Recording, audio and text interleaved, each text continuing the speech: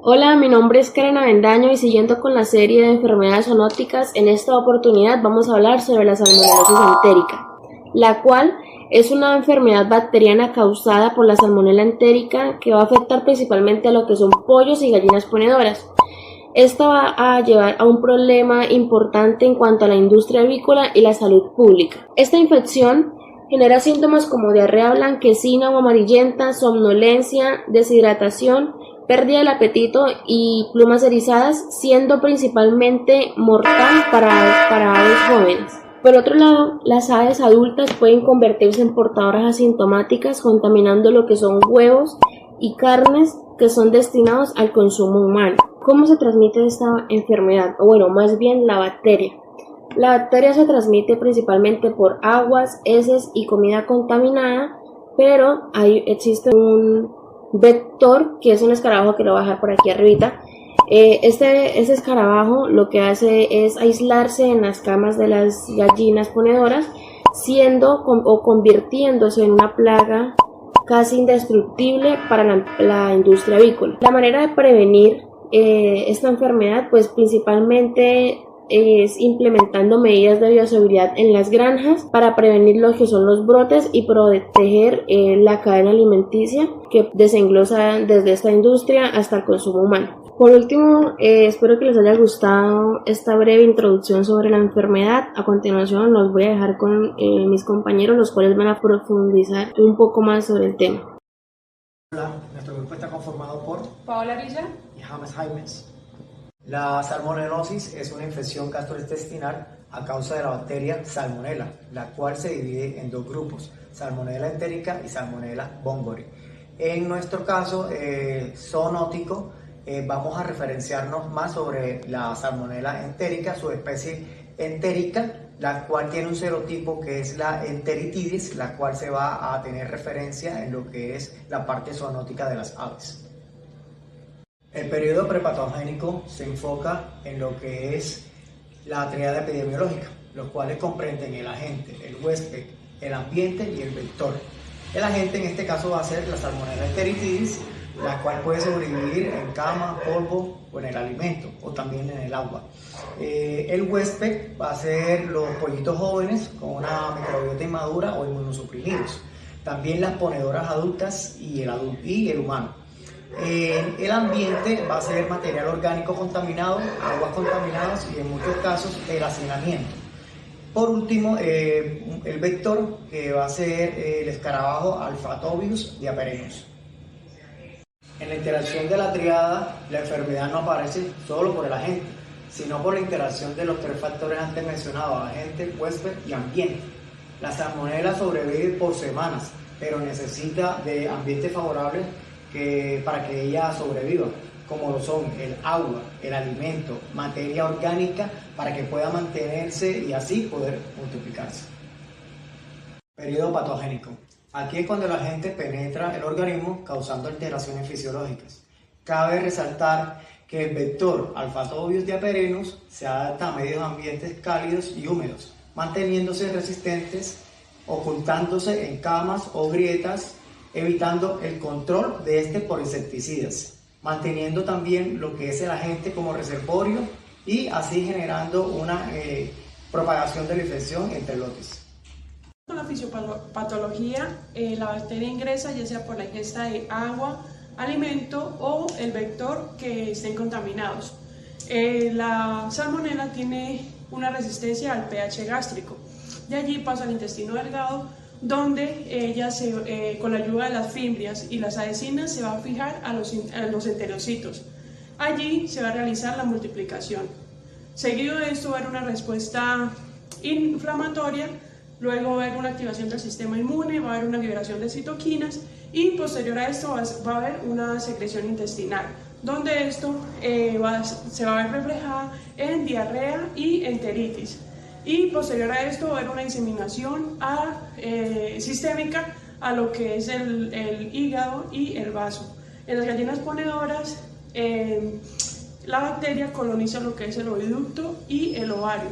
En cuanto a las manifestaciones clínicas, en la mayoría de los casos o de las aves se presentan de manera asintomática. En los pollitos, las manifestaciones que hay es una alta mortalidad. En las aves de engorde hay una disminución en el crecimiento y diarrea, y en las aves de postura hay una disminución en su postura. En cuanto a las prevenciones, en la prevención primaria tenemos la bioseguridad estricta de la granja, que haya un adecuado control de vectores, y la vacunación, que en nuestro caso tenemos la Biotech Vac Salmonella. Esta es la primera vacuna para salmonelas paratípicas en el mundo y es una vacuna a subunidad inactivada. El precio de esta vacuna, 4.000 dosis, están en 520.000 pesos y 10.000 dosis valen 1.300.000. En cuanto a las prevenciones secundarias, tenemos un muestreo periódico en cuanto a heces, agua y camas para mirar que no haya esta bacteria. También tenemos unas pruebas diagnósticas, que es un cultivo bacteriológico o la PCR. En cuanto a prevención terciaria, tenemos el reforzar lo que es la nutrición, también lo que es las vitaminas para las aves, y realizar una limpieza y desinfección profunda de los galpones. Bueno, en cuanto a las vías de transmisión, tenemos dos, que es la horizontal, que esta es entre aves, se da a través del contacto con ambientes como lo es el agua, el alimento o el vector contaminado, y también hay una vía que es por el huevo, que se contamina con las heces contaminadas durante o después de la postura. Y está la transmisión vertical, que hay una colonización en los órganos reproductores de la gallina, como lo es el ovario y el oviducto. Entonces, la bacteria, la salmonela, es capaz de penetrar y afectar el huevo internamente antes de la formación de la cáscara. Y esta puede llegar a afectar lo que es la yema, la membrana vitelina y la albúmina. Seguimos con la serie histórica y comenzamos en el año de 1884. La salmonela es aislada por Daniel Salmon.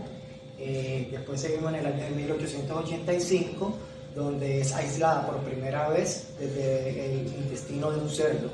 En 1890 la salmonela Ehrlichia es aislada de ratones por Lofa, lo que se considera el origen de la salmonela typhimurium. En 1959, Callow mejora el esquema de fagotificación para la salmonela typhimurium, diferenciando 34 tipos con 29 fagos. Bueno, continuando con la serie histórica, para el año de 1975, la salmonella enteritidis es el segundo o tercer ceroar aislado con mayor frecuencia anualmente. Para el año de 1977, el esquema de fagotipificación se extiende a 207 tipos de salmonella typhimurium por Anderson en un laboratorio en Londres. En 1980, la salmonella enteritidis estaba aumentada en varios continentes, y América del Norte, América del Sur y Europa parecían ser los más afectados. En 1981, la salmonella enteritidis representó aproximadamente el 10% de las enfermedades humanas. En el año de 1982, la incidencia de salmonelosis no tifoidea en el Reino Unido aumentó principalmente por la salmonella enteritidis.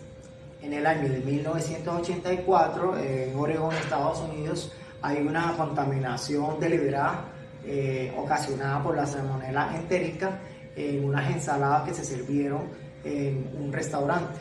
Se identificó al ceroar typhimurium y 751 personas resultaron enfermas.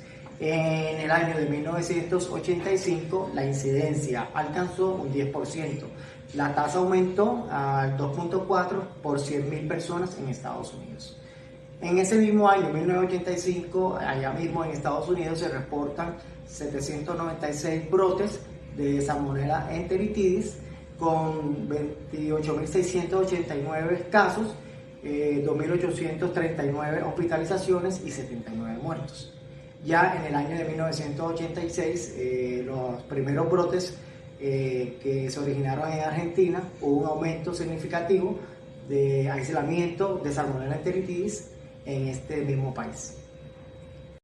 Bueno, para 1988, la subsecretaria de Salud del Reino Unido afirmaba que la mayoría de producción de huevos estaba contaminada por Salmonella enteritidis.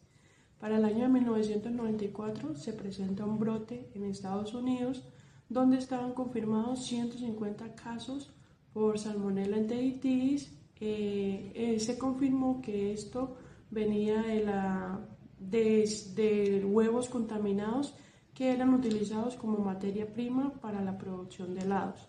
En el año 2005, la salmonela en Colombia se identificaron múltiples herbarios. Entre los más frecuentes estaba la Salmonella typhimurium con un 32.5% y la Salmonella enteritidis con un 28.2% aislados en humanos. Para el año 2006 se produjo por primera vez en Colombia un brote grave de salmonelosis en ponedoras comerciales de huevos marrones de producción. Para el año 2008 se hicieron 35 muestras, se recolectaron en algunos departamentos como lo son Cundinamarca, Bolívar, Santander y San Andrés, los cuales resultaron positivos para Salmonella enteritidis. Y en el año 2021 se lanza por primera vez una vacuna inactivada subunidad. Este se realizó en Brasil. Bueno, este estudio epidemiológico se publicó en el año 2024, donde se evaluaba la presencia de Salmonella enteritidis resistente a antibióticos en el contenido del huevo en gallinas alojadas en granjas tecnificadas en el estado de Sinaloa, México.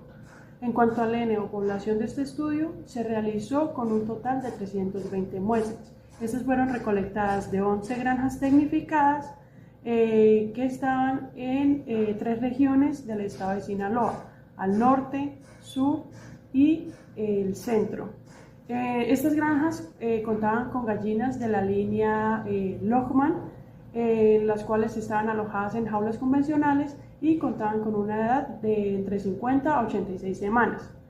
En cuanto a la localización del estudio, este fue en la Facultad de Medicina Veterinaria y Zootecnia de la Universidad Autónoma de Sinaloa. Bueno, en cuanto a la metodología, este es un estudio que fue transversal, descriptivo y por conveniencia. Este estudio se llevó a cabo en noviembre del 2018 y abril del 2019. Durante este periodo, los investigadores solicitaron a los encargados de cada granja la recolección de 30 huevos limpios que fueran del mismo día. Posterior a esto, fueron trasladados al laboratorio, donde fueron analizados 24 horas después de su recolección. Estando en el laboratorio, los huevos fueron sometidos a una limpieza y desinfección para evitar contaminaciones externas. Ya luego se extrajo el contenido del huevo, lo que fue la yema y la albúmina. En este estudio se descartaron lo que eran huevos quebrados o que el cascarón hubiese tenido algún contacto con el interior del huevo. En cuanto al objetivo, fue aislar y detectar la bacteria de Salmonella presentes dentro del huevo y no en su exterior. Pruebas microbiológicas y moleculares. Para el aislamiento bacteriano, las muestras se cultivaron en agar-Ectoin y el XLD a una temperatura de 35 grados centígrados durante 24 horas. La identificación bioquímica se realizó mediante varias muestras, como lo fue la TSI, LIA, el caldo ureasa y la gelatina nutritiva. Posterior a esto, se aplicó una prueba molecular de PCR para confirmar el género y el serotipo de la bacteria. Se amplificaron los genes INVA, que identificó al género Salmonella, y al gen PROT6E, específico para el Salmonella enteritidis. Una vez identificadas las cepas, se realizó el antibiograma mediante el método de difusión. Esto mediante el disco de Kirby-Bauer en el agar de Müller-Hinton.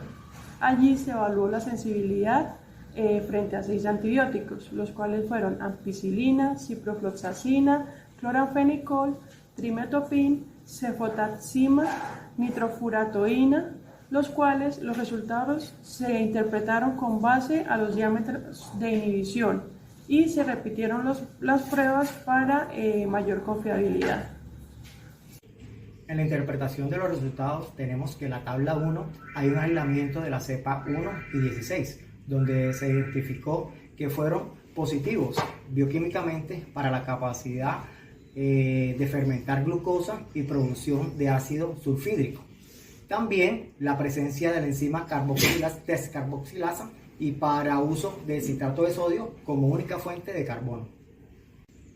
En la tabla 2 tenemos que se divide en 3 zonas. De estas 3 zonas evaluadas sobresale la zona norte, donde se analizaron 150 huevos, en donde solo 4 salieron positivos, de los cuales 2 fueron de Salmonella spp y otros 2 fueron de Salmonella enteritidis, representando a un 1.33% del total de la muestra.